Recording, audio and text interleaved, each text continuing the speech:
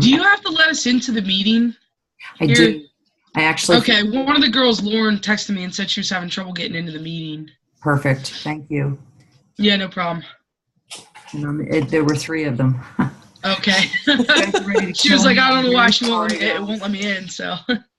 Carlange, honey, you just need to turn your camera on so I can see your beautiful face. So I apologize, guys. I have to physically admit you. So what you did in contacting Allie was a really good idea. Have a backup. I apologize for not letting you in.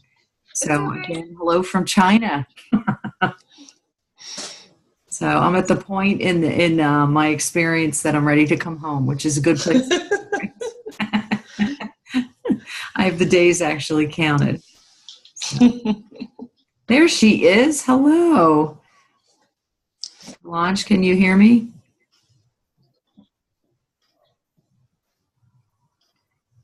I think your audio might be off, my dear.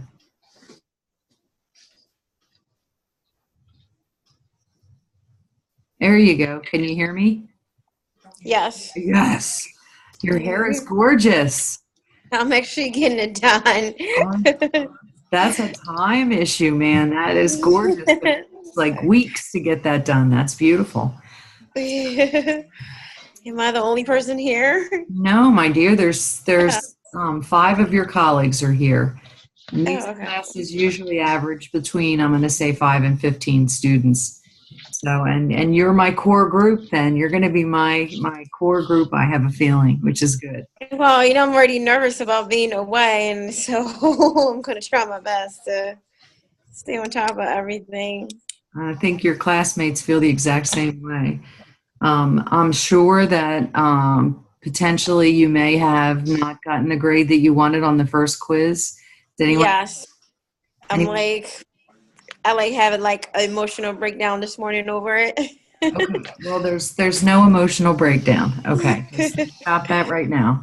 The first quiz is really a wake up. I know that you all are experienced students. I know that you're excellent students and that you're well prepared. I know that right out of the gate.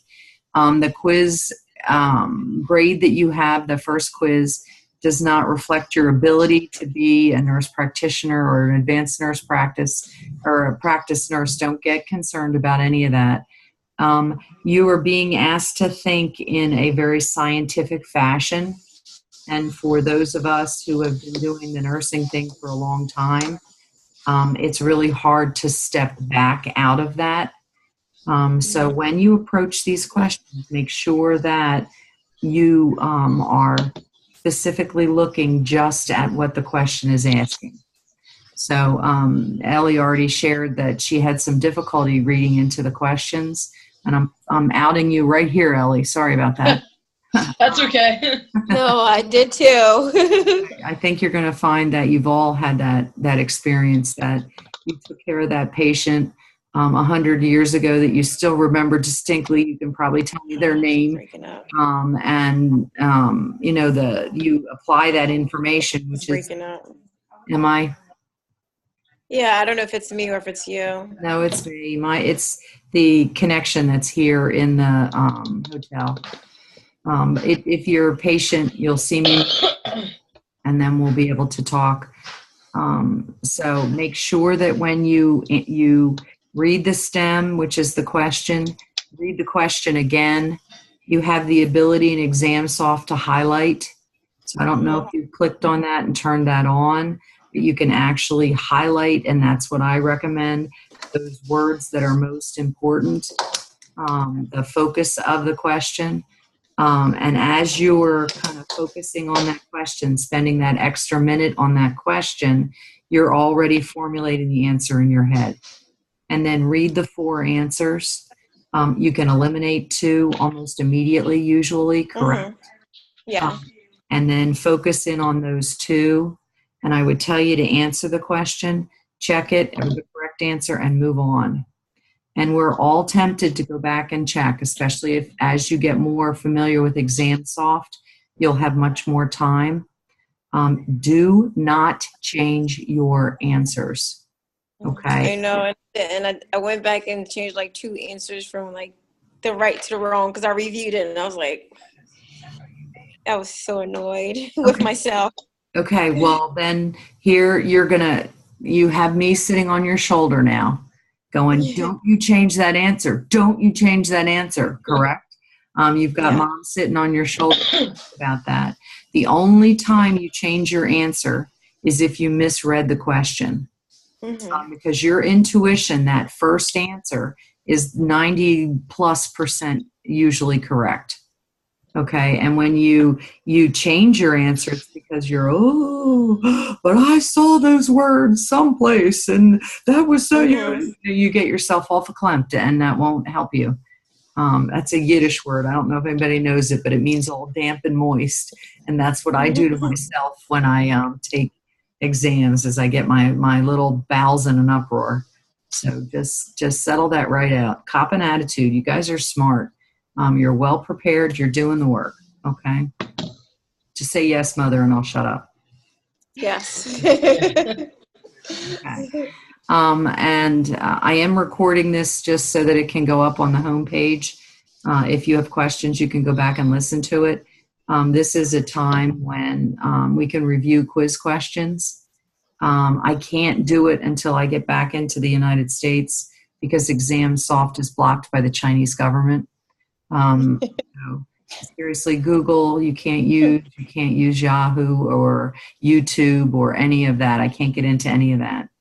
So, for example, to do the recordings, I have to actually do them remotely on my computer and then email the file. And one of my colleagues at work, just like Professor Ferry is doing the magic behind the ExamSoft scene for me, I have a colleague that's doing the YouTube videos. So it's all good. I have paid them heavily. I'm bringing home lots of Chinese presents. So what other questions do you have? I do have a question on the quiz. The mechanism for this O2 and CO2 exchange. Yes. Yeah. Is that like a passive? Yes. Diffusion? Oh, yeah. Okay. Yeah, and that's hard, Chung, because you would think that would need to be active. Two important points, and that is something that you'll see again in the pulmonary system when we talk about it, is if we had to expend energy to have respiration, exchange of gases take place, we'd be dead. You couldn't generate that kind of energy. It's amazing how quickly it happens, and it's totally passive. And that gets us into trouble when patients, like the patient would have pulmonary edema, and there's some type of barrier in pulmonary edema. It's fluid, correct? So the oxygen and CO2 literally have to try to swim through that fluid, and we know that acute pulmonary edema, people's PO2s go way down and their PCO2s go up, correct? Because the gases just can't diffuse. So that's a challenging question, and you'll see that again, Sean. Even though it's a knowledge level question at this point, when we talk about disease such as pulmonary edema, that would be a great question, is why is it that the PO2 is low? Okay. Excellent question. Other questions? Ellie had a question regarding a specific wording for an answer. I can't really get that specific unless I have the quiz in front of me. So when I get home I get home Sunday night, probably about midnight, and I'll have been in the air for 24 hours. It's not going to be pretty, but I definitely can set up time and we can review on Monday or if anybody. So what other questions do you have? Content questions or anything? My question is the case study. Do you want us to pick like a certain disease or something just to research to a cellular level, or does it have to be more complex than that? No, Ellie, that's exactly it. And you've done the first step already if you're able to identify a disease that you're interested in. Then the next step, the case study, is the easy part. We can do a case study together in about 10 minutes.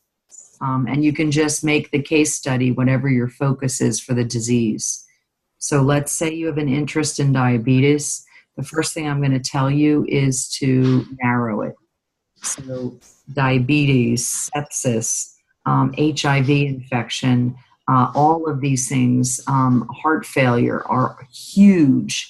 So make sure that when you get the idea of what you're interested in, go to the literature, and the literature will really help you to hone it in. So I found lots of things on diabetic foot ulcers, and that's what I'm interested in looking at.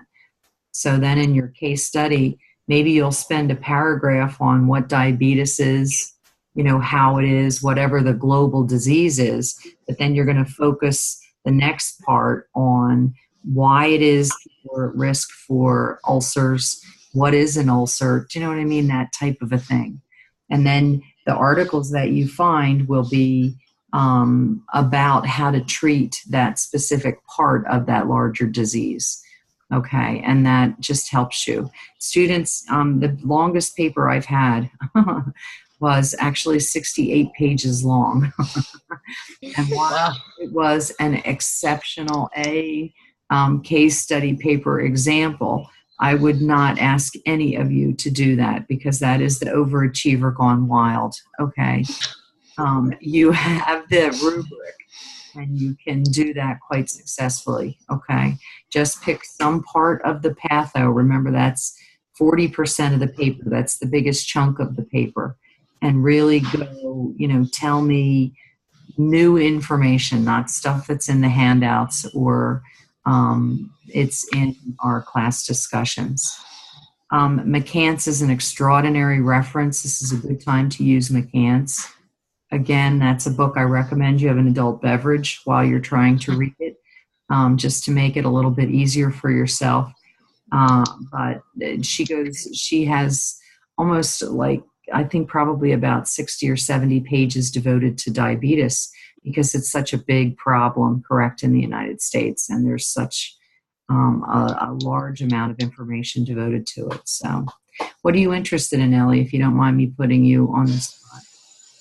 That's okay. I was looking into CHF and pulmonary, leading to pulmonary edema, actually, since you it's an easy way with the diffusion, to find ways of how they are handling it, essentially. Okay, and you can do that. You can absolutely do that. But remember, that's essentially left-sided heart failure, and you're going to need to think about it from the acute kind of disease process. You can also come at it from the chronic. Remember, that also is huge, because there's a number of medications that can be used if you're into pharmacologic management. Something that might be interesting, as a peri-anesthesia nurse, we see a type of acute pulmonary edema that's called negative pressure pulmonary edema. And that one I think is really interesting. That's seen in young males who have the muscular ability to generate extremely high pressures when they wake up. So it's that 16-year-old that had his appendix out, and he clamps off the endotracheal tube. And because it's obstructed now, they'll pull really hard negative, and that's when they go into pulmonary edema. They literally pull the fluid out of the blood vessels and into the alveoli. It's really cool. Oh, wow. Yeah. So you may not ever see it unless you're a peri-anesthesia nurse like I am. And then it's not a good day in the PACU, I'm just saying. Yeah. So, but just now go to the literature, Ellie, now that you have an idea, and look into it and see what you can find. And just expect that you're going to have thousands of hits. Yeah, I definitely need to narrow it down. I work in a cardiothoracic ICU as well, so I was looking into sugar management there. We recently being 2 years ago, all of our hearts go on an insulin drip after surgery. And if the correlation between controlling your blood sugars and preventing infections, that's big. That's huge. Yeah. All surgical patients. So that's where I was maybe leaning towards doing some research on that, just because I see it every day. But Yeah, that I don't sounds. really know how to relate that to the disease process. Well, when you have elevated blood sugars, there is definite evidence that says that patients don't heal, number one, and they get infected, number two.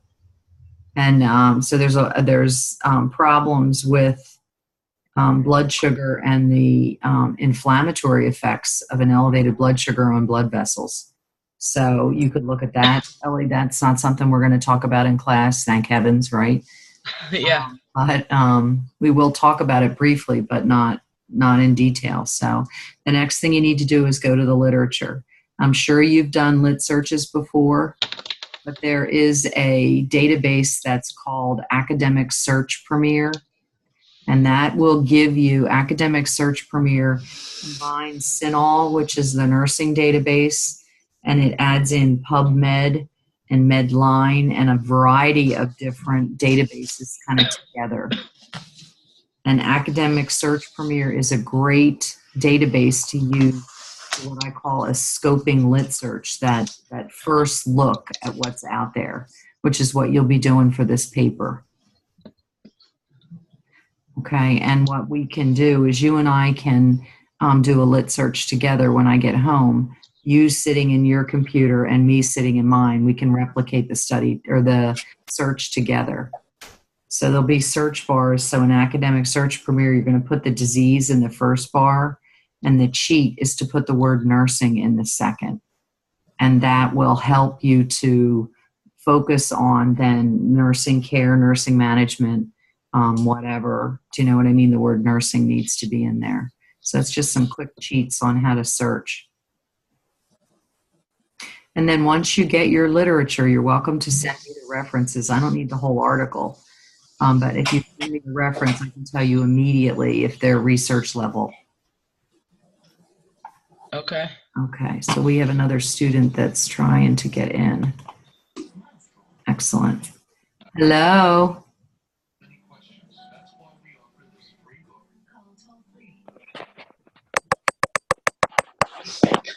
Nysima, Yes. how are you? Did I pronounce that wrong? It's okay. It's Nikema. It's okay. You can call Nikema. I even have the cheat written down and I didn't look at it. And your nickname is Kima. Okay. And Foy is correct. I'm going to blow that about 10 more times. Your internet's breaking up again, Dr. Noble. Yeah, it's going to happen, Ellie. I'm sorry. It's not you. It's okay. So, Kima, I apologize for destroying your name. I'm trying. Dr. Noble, I have a question about the message board. Like, I know when we do the message board, we have to cite a reference to our article. Now, because we have to do pick out 2 questions, we're supposed to have 2 articles, correct? Or is it just 1 article? And I think that's a great question. Thank you for that. What you can do is, if it's a global article that addresses kind of 2 approaches or can provide you that information, you can use the same article. Okay. Okay. If you're talking very specifically about one piece of something and whatever it is, then you may need a second article, and you'll be able to judge that, Kurlanj. Okay. This is where you can use Google Scholar and pull up very quickly different articles. The challenge with Google Scholar is You have that, to pay for it. yeah, what you're going to need to do is write down the reference and then go into Widener's library and pull it up. Okay. Yeah, so you kind of have to go through the back door, but it at least gives you an idea. Right. I think you make out better to actually go in quick and do a search through Academic Search Premier. Right, that's what I ended up doing. Yeah, and that's good. That's very good. Other questions? I have a question about the message boards also. So when we're doing the message board, I know that you want us to pick, for example, last week, vital signs. We all needed to pick different vital signs. Yes. And different pieces of the patient's past medical history. So if we end up posting late, if we pick something that someone's already picked, there is nothing left. As long as we talk about another part of that piece, is that okay? It is. So, for example, and I'm just pulling this out of my earwax. Billy Bottle was a mess, correct? Wendy Weezy is going to be just as bad this week, okay? And that'll open as soon as I get finished with this call. Wendy Weezy, let's say, and I believe there's a vital sign question for her also. So Wendy Weezy is in anaphylactic shock. I'm not surprising anyone, and has a low blood pressure. Okay, so you're going to have students that immediately, the early responders talk about histamine and kind of that rationale. But what you could do very successfully is then talk about potentially the impact of that low blood pressure on whatever tissue. Do you know what I mean? And Yes. go back to that, however you want to approach it. Okay. But if you're going to get to these message boards later rather than earlier, you may find that there's already 10 students that have responded to that vital sign question. Vital sign and lab work tend to be easy questions. And believe it when I tell you that I track that students that are doing the easy questions every single week are going to get an email from me and say, why don't you expand your horizons a little, okay? Just because I think it's important to do a variety of approaches. Because you as a nurse practitioner or a clinical nurse specialist are going to be dealing with vital signs, but you're going to be dealing with a larger kind of perspective. So absolutely, as a late poster, you're going to need to be a little more creative. I didn't post late, but I felt that had I waited and posted a little bit later than I did, my post might have been a little bit better than it was.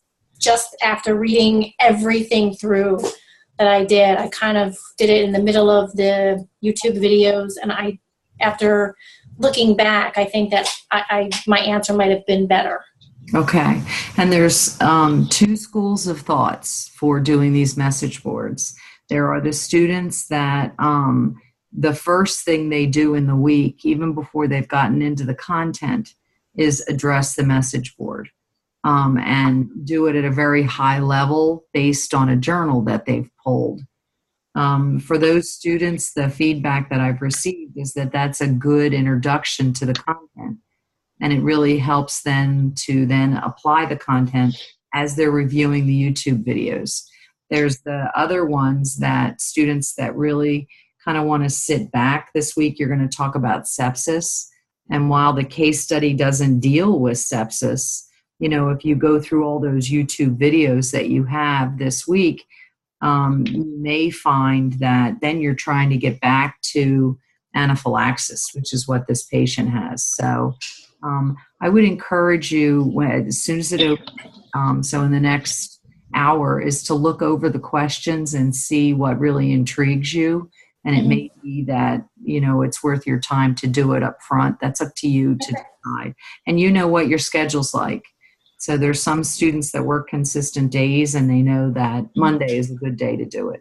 Monday's a little late, you know what I mean, in the week. So you're going to have to kind of figure that one out. But that's a good question. When I get home and I can actually grade and access the message boards, I'm going to reach out individually to you and let you know how you've been doing on that with them, and make any suggestions. So you will get feedback on the message boards. Okay. Other questions? I have another question. I kind of wanted to just hear your opinion about Billy. Like, really, what was all his issues, pretty much, because he had a lot going on. He did. He absolutely did. And that's what you're going to find with these case studies, is they are multifaceted, multi-system disease processes. Sorry, kind of breaking up again. I'm sorry. No, it's okay. Yeah, no, I get a notification that tells me that I'm unstable. And I grew on many levels. So, sorry about that. Billy Bottle was an alcoholic. So, alcoholism influences the entire body. It would be system-based if you're trying to go into it. So, remember that any one problem that you can identify with Billy, and I'm sure you saw this in the case study as it kind of evolved, is that students can think that perhaps his disease is because of A. Another student could pick it could be because of B. And a third student could pick that it's because of C, correct? And all three students are correct. It could be any of the above. And that's one of the things I think that's really challenging for us as clinicians, is to really hone in on what the primary problem is. He had, remember, alcoholism is one of the big risk factors for esophageal cancer, but in that risk factor additionally is malnutrition, and I don't know if somebody talked about that or not. In there also is smoking. And those three together are like the perfect storm when we think about the esophagus and what can happen. So Billy Bottle brought in kind of lifestyle choices, past medical history, as well as kind of current disease.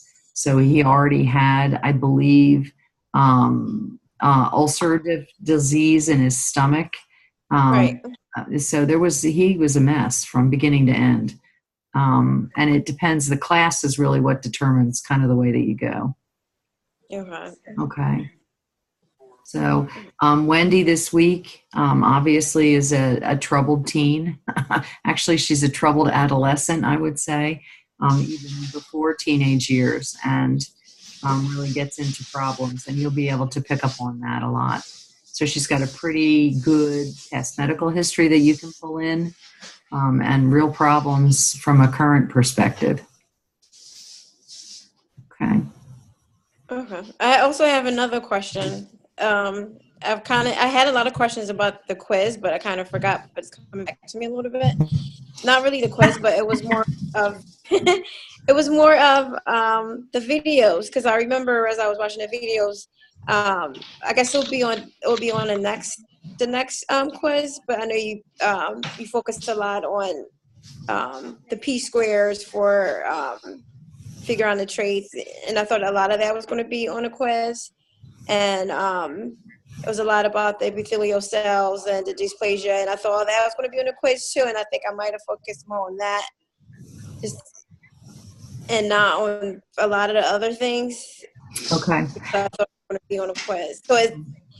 So I'm trying to figure out what I'm trying to ask you.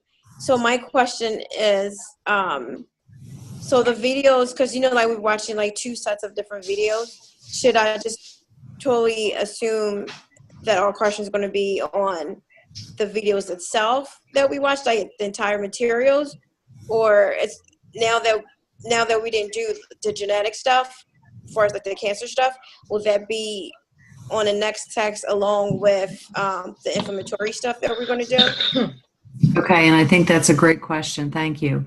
And sorry, I'm kind of all over it because I couldn't figure out how I wanted to question it. That's fine. You're fine. You're absolutely fine. You did do 2 weeks worth of content, and it's challenging to do 20 questions out of what I could have pulled, 100 questions from, correct? There's just so much information that was there. You're correct also that even the P-squares were focused on, that they were not in this quiz, because I think you guys would have been suicidal, because they're fun to deal with. The summer class, as I said last week, is abbreviated. We've got 3 less weeks, and that can create challenges for trying to get all the content in. And this is one of the weeks where the content is merged. Inflammation and immunity is also merged, okay? And in inflammation and immunity is infection, both bacterial and viral. So this is going to be another big content area. As you prepare for the quiz, what I would encourage you to do is to make sure that in these weeks where we have 2 kind of content areas, the first content area is the anatomy and physiology review. What is inflammation? What is immunity? Correct? Mm-hmm. And then the second content area, you're really doing the application of that. So I know how inflammation happens. What is it when bacterial infection happens? And where does it go wrong? So If you can go through the A and P information, and I would recommend that I'm a big note taker. I'm not someone that has that photographic memory. I have children like that. They really tick me off because they hear information once and it's theirs forever. Do you know that person? That really makes me mad. I'm somebody that has to read it and write it and hear it and do the YouTube videos and look online for anatomical kinds of things. Do you know what I mean? I really have to put the time into it. The difference between those two different types of learners is that person who has the information immediately is what's called a surface learner. There's someone who can do really well on the quizzes and then they forget the information. And we don't want surface learners as graduate students. The whole reason you do message boards is to apply that information to a clinical setting, correct? And really work on that deeper learner. So if you put the time and effort, I create master notes for myself.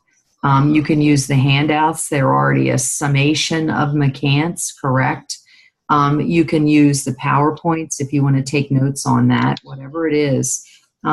If you hear me say those words, this would be really important for the quiz, or this is really important information, and I say that sucker all the time. That's stuff that I feel is imperative to understand. So as you create then that master set of notes that you're going to have right next to the computer when you sit down to take the quiz, correct? And if you're anal like I am, it's all tabbed out so you can get really fast. That's what this will be a work in progress for you to figure out how to kind of integrate this volume of information I'm asking you to understand. Are you guys printing everything out like paper? Yeah. I love paper. So get yourself a 4-inch ring binder at Staples and save those notes because you're going to be using them through the rest of your career. That's something you'll pull off the shelf. Is there any cumulative test at all, or it's all just content? Okay, good. When I took Patho as a graduate student, one of the things that really got me charged up is I loved it, first off. I'm really weird. I really was intrigued by it and really excited by it. And my entire grade was 50% of the grade was one midterm and 50% of the grade was one final. And I found it to be absolutely overwhelming to try to do half of all of this for one test and half for another. And it was not a measure of my understanding of the content. So that's why you've got multiple assignments across the semester. I know it is grueling. It is, to keep up with this week after week after week. I get that. And by midweek or by mid-semester, you guys are like ready to do the Harry Carey dance. But stay the course. Just, do what you need to do every week. Get above a 70, hopefully, as you move forward, right? And you'll be fine. Get that A. You have the A glow. I'm looking at A glows on all of you. I have a question. Good. So in reference to the case study, and you talked the case study assignment, and I know you said like don't do anything easy like diabetes. So I'm going to correct you right I've already there. picked my topic. I've decided to write on lupus. So my question is, you gave in the shared files, like you gave example of a case study. Oh, sorry. Like you gave example of the case study. Is that like kind of how you want it in the paper, or okay? Did you guys all find that? So Kima is very adept at finding stuff, which is good. In shared files under additional course materials, there is a PDF of a student's case study.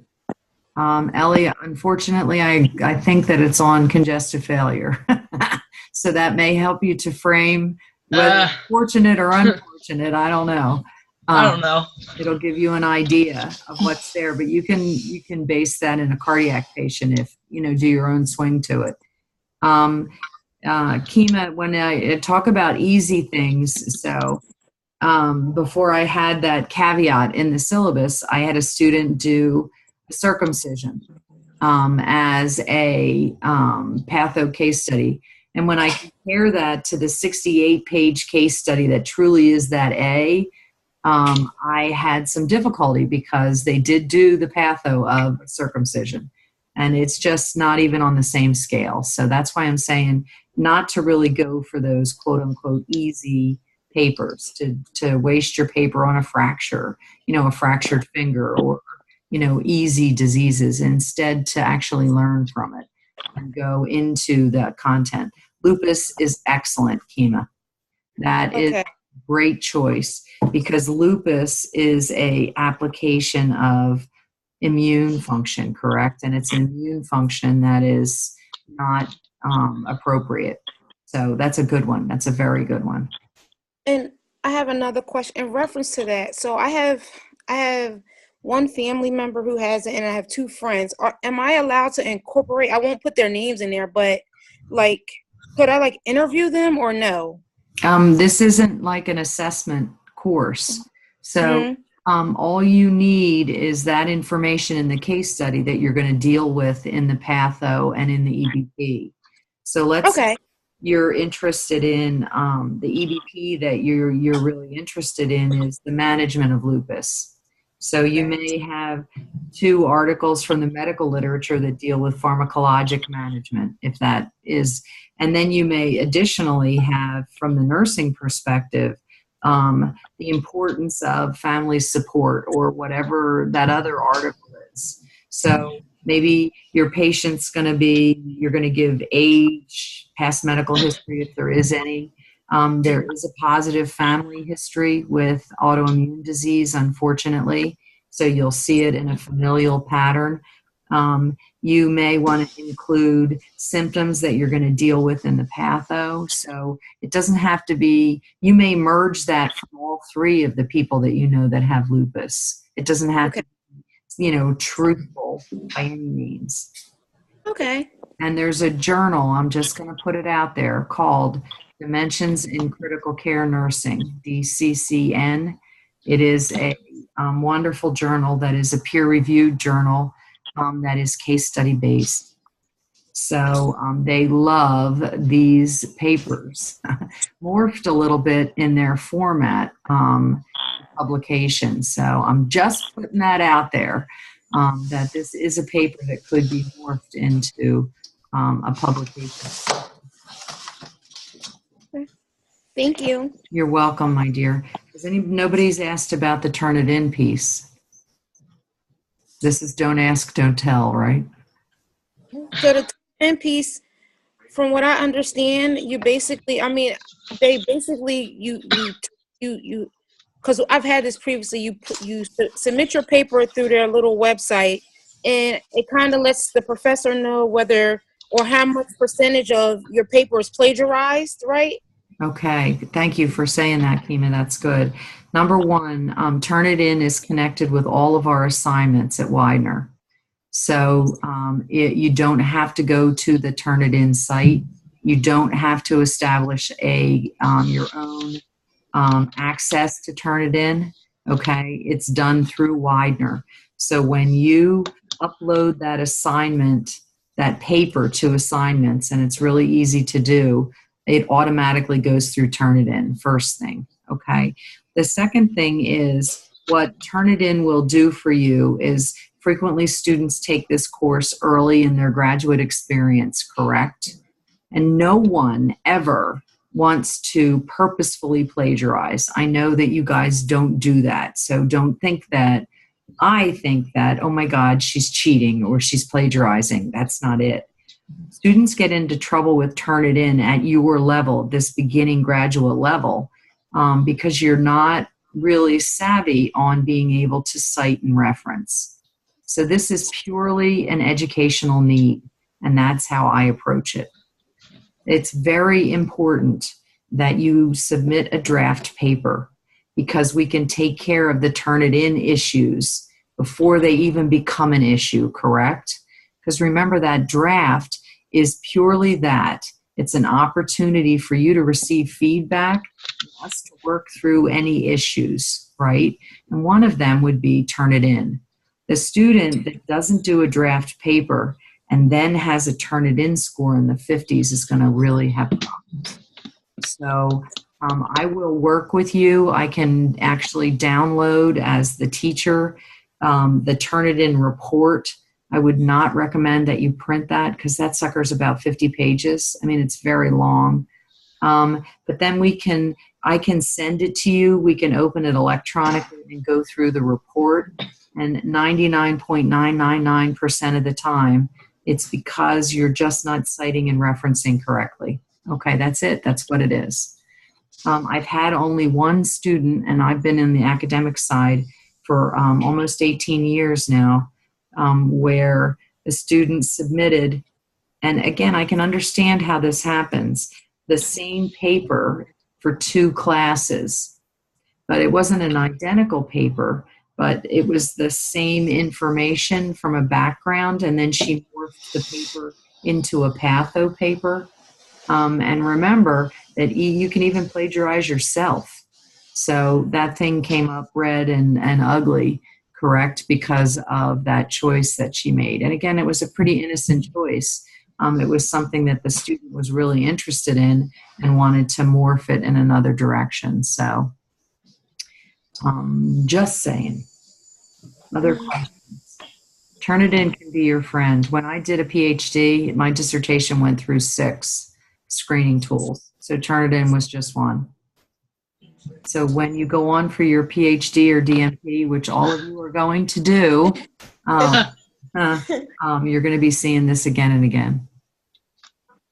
Yeah, I just feel like because it's so knowledge-based and like even for the message board postings, I feel all the information I gathered are from, I get from the, other articles and stuff. They're very rarely, my words in there. So, yeah. So I feel like I'm referencing almost more than half of my, posting.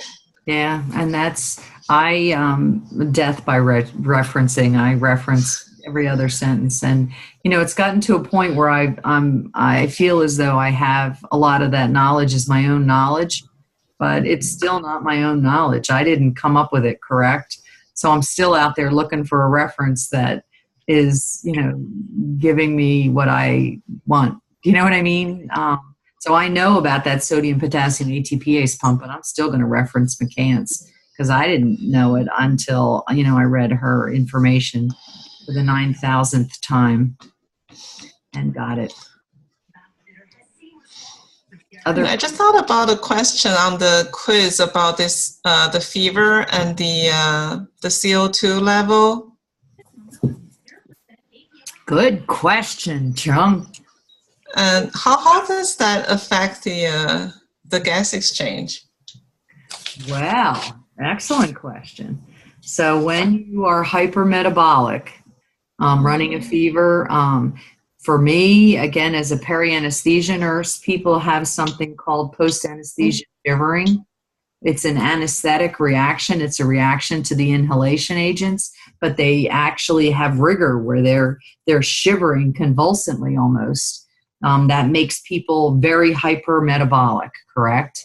We know when your metabolic rate goes up, that everything goes up to all of that breakdown of ATP, and that CO2 production goes up. We know that your temperature goes up, correct? And we know that the utilization of oxygen goes up big time. So that patient with peri-anesthesia shivering, but their metabolic rate up to 300 times higher than normal. When they're 16, they can tolerate it because you can have that kind of a metabolic rate when you're young, but when they're 80, they can't, correct?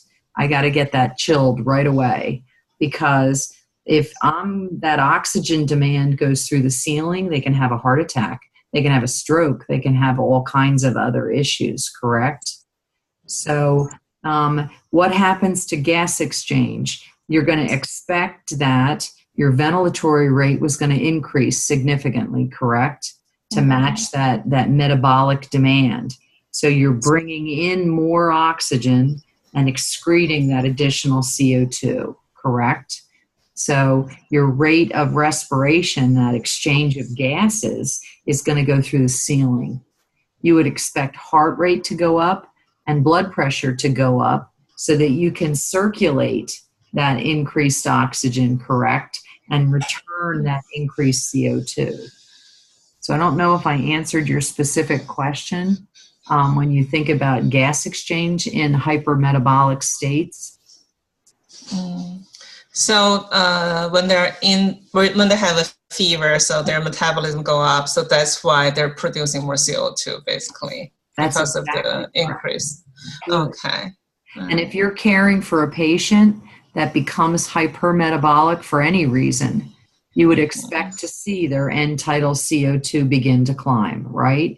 And it happens very, very quickly. And whenever we see that end tidal CO2 climb, we worry about they're not exchanging well, correct? That something's going on with their airway. When in this instance, it's because their metabolic rate is creeping up, correct? So immediately you're doing CSI patient and trying to figure out what's going on. If you see that end tidal CO2, maybe you're going to check a temperature, right? Or, try to figure out what it is that is creating an issue with this patient.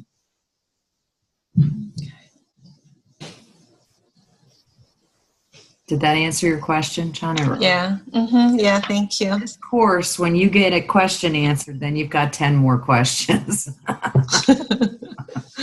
So it just goes on and on and on. Okay. Other questions? Now, this is very typical for these PRN meetings, is after about an hour, you're suffering from patho-brain death, and you can't absorb anymore, and I get that. So, again, and this is really true for when I get home, this is when, you think about your question immediately when the Zoom shuts off, and you can shoot me an email. Oh, Anthony is here. Poor thing has probably been sitting here for an hour. Anthony? I think that's him walking. Is that making anybody else nauseous? A little bit. Sir Anthony? Hello?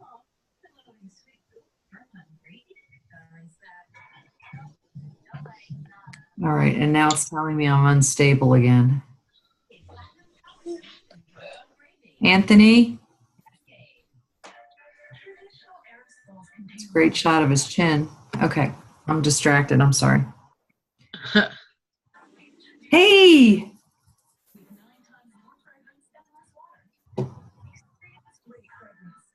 How are you?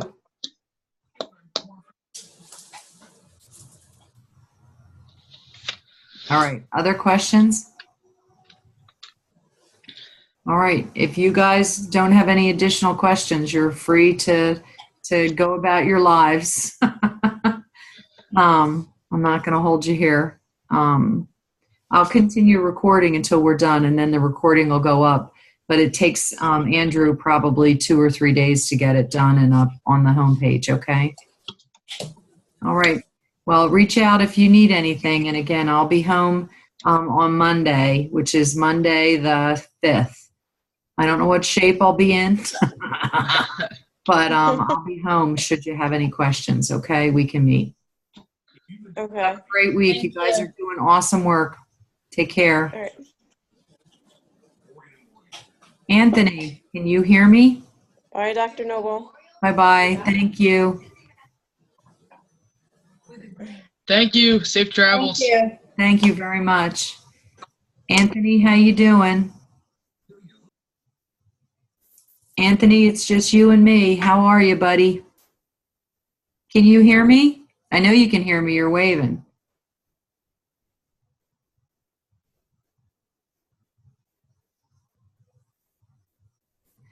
You don't have volume. Anthony, down the bottom of the screen is where your speaker is, and at this point your speaker isn't on.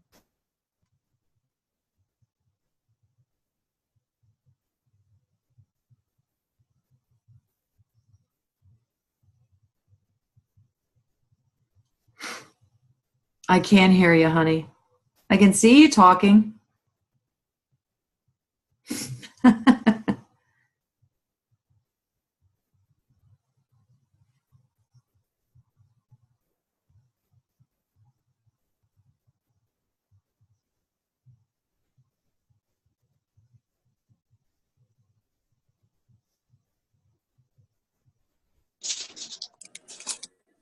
Anthony, I can hear you now, I think.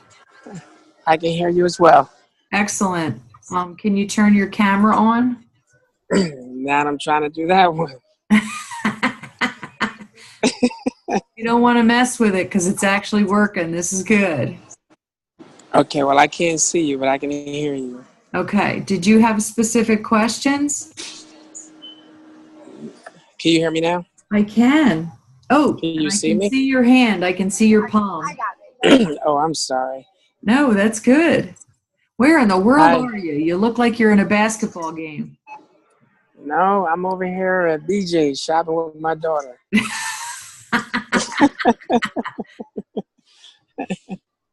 So, well, you made the Zoom room and you're in China. Ah, well, hi. How are you? Konnichiwa, I guess. I don't know. How's everything? It's good, buddy. Do you have specific questions? No, the only questions that I did, you know what? The only questions I did have, I'm sorry I missed the first meeting, was regarding the exam. I have issues apparently with that, and I rushed through it, as you can see.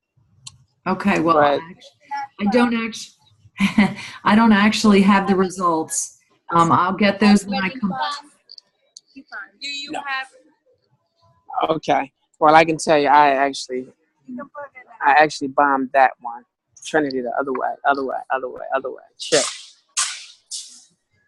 I'm sorry, we had to register. I didn't do well with that one, but I know reading the syllabus, the first one we definitely dropped, so that's fine. Yeah, I think you'll be fine. I get home from China on Monday. Actually, I get home Sunday night late. So, Okay. Anthony, what we can do, I'm listening. we can review together. So if you can Okay. find a time early next week, when I'm home, I can sit down with you and we can review the quiz. Okay, because like I said, I looked at the quiz, and that's the stuff that I should know. It was just I had issues getting through, just getting on the quiz, as you can see. I just had issues, and I don't know. I think it was my computer, and working back and forth with working at the hospital and different things. As soon as I got on, I didn't have much time to do anything. So the first one, I figured I wasn't worried too much about it, but Good. I think from here on out, I should be okay. Okay. Did you get the issues with your computer straightened out? Yes, I have another computer as well down in my office. So if my laptop doesn't work, I can always go down to the office. Okay, but the issue is going to be that you can't reopen the quiz on a second computer. Right. I downloaded the ExamSoft on my computer downstairs. I did do all that stuff. Okay, good. Then it sounds like you've got a plan. If you encounter issues, you just need to reach out, okay? And we can do what you need to get it done, okay?